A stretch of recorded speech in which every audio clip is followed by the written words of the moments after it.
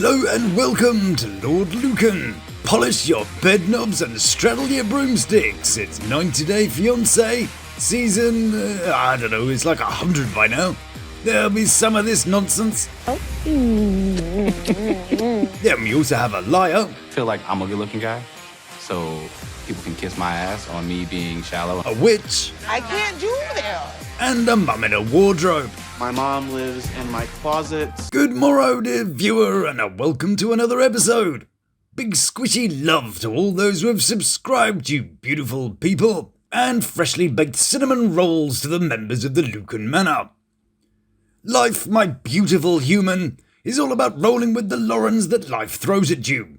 And no, I haven't charmingly mispronounced the word Karen, I mean Laurens. Hang on a second, I hear you cry in a delightfully attempted English accent. What's a Lauren? Well, my curious little sausage, let me show you. 6 weeks, it hits, fits, and Lauren. You're going through life, setting up the next steps. It all kind of makes sense. Then life throws you a Lauren. And what does a Lauren do? Shit. A Lauren does that thing you'd hoped wouldn't happen, when it's glaringly obvious that the thing will happen. Or, to put it another way, life's Laurens chuck you some shit.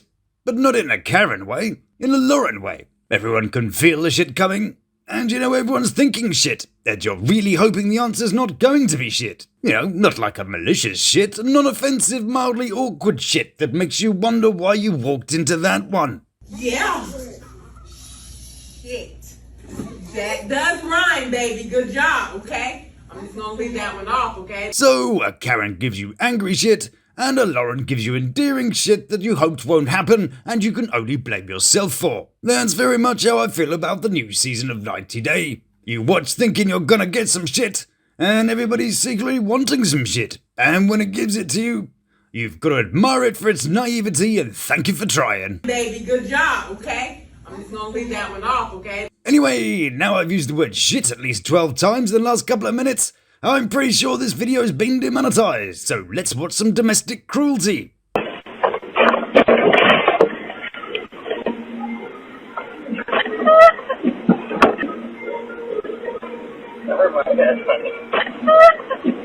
Oh dear, awful display of contempt for that poor man. Anyways, let's go check out this season's offerings and see what we've won. When Sophie followed me online, I was like, oh, yeah, me too. I've been after a towel rail like that for ages. But really, was this photoshopped by the famous Vincent van Blind as a bag of bats goth? What's all this about? It doesn't even make sense. Then there's the hands. One's all stretched out and the other, well, actually that's probably the only thing in this picture that's original. she got spoiled rich girl tendencies. Yeah. Shit.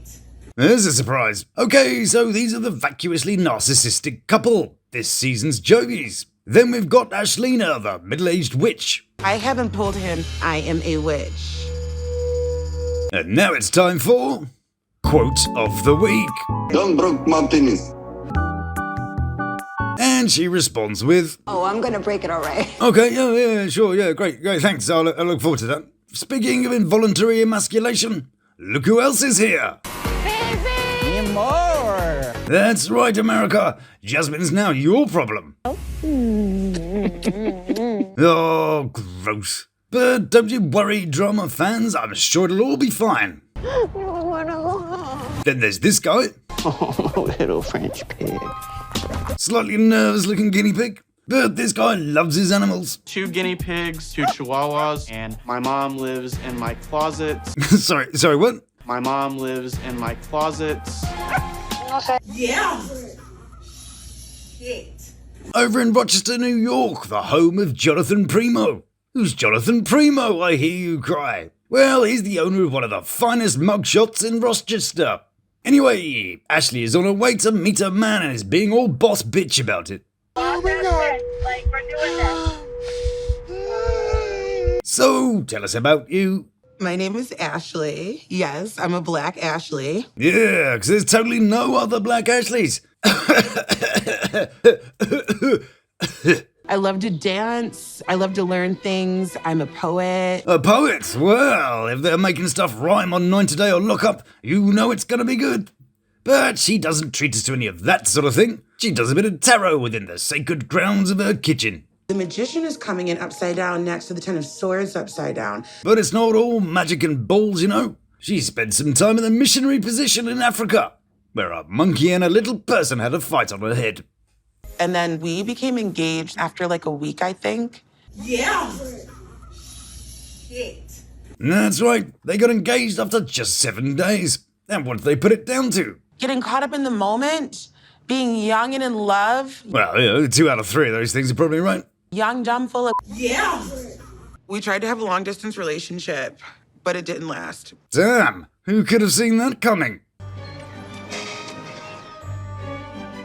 So she buys a bunch of stuff and the shopkeeper is in awe at all the fancy words that Ashley uses. Like tomorrow. Tomorrow? Really? Tomorrow? Or equally as awesome, the word Ecuador. Ecuador. Ecuador. Wow. She's got no idea what an Ecuador is, does she? It's not the point. Don't change it. It's a kind of kick. But she also does amazed at basic little words too. Country. Wow. So it's all nerve-wracking for Ashley, who's doing all the worrying. All the thoughts are running through my head. That's enough of her for now. It's time for the OG of 90D. You know it's gonna be...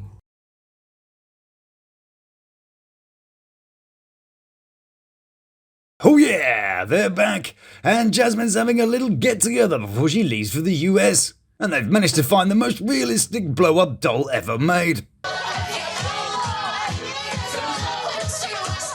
Actually looks so much like him. And what is it about Gino that she loves? I don't like traditional good-looking guys. Yeah. Shit. The belly fat, the flamingo legs, the sharky nose, the non-existent lips. Yeah, there's nothing wrong with having no lips, you know. Yeah, well, sorry I wasn't the front of the queue for lips. I was too busy in the big fat cock queue. I told him that, and he was laughing. Yeah, as he rocked back and forth in the corner, then he says this. It's always a beautiful day when I'm with Jizz. Did he say jizz? When I'm with Jizz. That's an interesting pet name. Anyway, since Jasmine's coming, Gino's asked his boss for some time off. And because it was so useful, they said, yeah, we won't miss you for a year or so, off you go. I'm not planning to come back for possibly a year-ish or so. Clearly a loss to the automotive engineering industry, but he's more concerned with how Jasmine will feel as she settles in. Our relationship is a roller coaster. Yeah, you know, one of those really good roller coasters that totally don't leave the participants maimed and traumatized. It's up and down, and that's on a daily basis. Don't broke my penis. But it'll all be fine. It's not like Jasmine's prone to just a wee little touch of the overreactions. I'm not gonna marry you. You. Your family is trash. You're a piece of and my ex. And after the 3 long-ass years of waiting, Gino's perfectly balanced. It's amazing. Except, you know, for that tick he's developed when he's giving it all the denial. Like when he talks about the help he gives Jasmine. I help Jasmine quite a bit, financially right now. Yep, not at all uncomfortable. Meanwhile, Jasmine's playing Fortnite. And showing the local police what she had for breakfast. But Jasmine seems to be having a little problem with those old Farmer Giles. So Jasmine, what happened to your bum? The money that he had been giving me for my wedding dress and butt implants. Yeah. Shit. Of course she did. I mean, she was forced to. I was basically forced to spend. By the dastardly Gino. Always going around pumping up butts without so much as a by your leave. But Gino can work on his body too, you know. He's got his gym outfit on and is burning up some muscles. Oh my God. Who wears loafers and Gino's on a treadmill? Okay, well, Gino obviously does. Then why the hell not wear a fedora and a shirt too? Gino's got this gym thing right, you know. Why wear all that overpriced lycra outfit that says, look at me, when you can dress casually in an outfit that says, not allowed within 200 meters of a playground? Wow. Yeah, it works great. And with that, Gino uses his experience of automotive stuff to hatch a deal for the treadmill. Do you know what the mileage is on this thing? Well, it's not a car, Gino. We're not expecting you to take it for a spin around the block and kick the tires. But the 200 she wants is a bit rich for Gino. What with all that butt he's been paying for recently, and the deal of the century falls through. Thank you so much for showing this to me. I really like it. And she's like, what? I dragged this heavy-ass thing up here so you can sweat on it in your bloody loafers, and then I've got to try and get it back in my car. You're welcome. Yeah, sure. Yeah, sure he is. But he's a bit worried about all this not having a job business, and it might cause a wee bit of tension financially. If I don't have any income or money, oh my God, Jasmine's going to kill me. Yeah. Shit. But don't worry, Gino's got a foolproof plan. I'll tell her when she comes to Michigan. Yeah, it'll be fine. Next up, we're off to Londinium, a place where pelican touching is expressly forbidden, according to the Royal Parks and Other Open Space Regulations 1997. 1997? Why were they making up stupid stuff like this as recently as the 90s? What the hell are they doing in London with all the pelicans? But you can pet one if you get prior permission. Presumably, I don't know, from the pelican? Anyway, there's that woman again, I don't know, Sophie or whatever.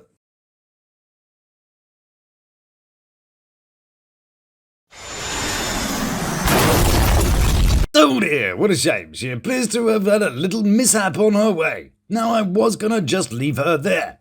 But then she goes ahead and pulls out the victim card. But I also had a lot of really tough experiences in life. Yeah, I bet that was really awful for you. But the sad music is playing, so that means there's more. I'm actually mixed race, so my dad is black and my mom is white. Well, they said I didn't say I was black, but they said I had black in me. There is no cock like horse cock. Send your asshole into shock. Yeah, it must have been terrible. Growing up with a slightly olivey complexion in Spain.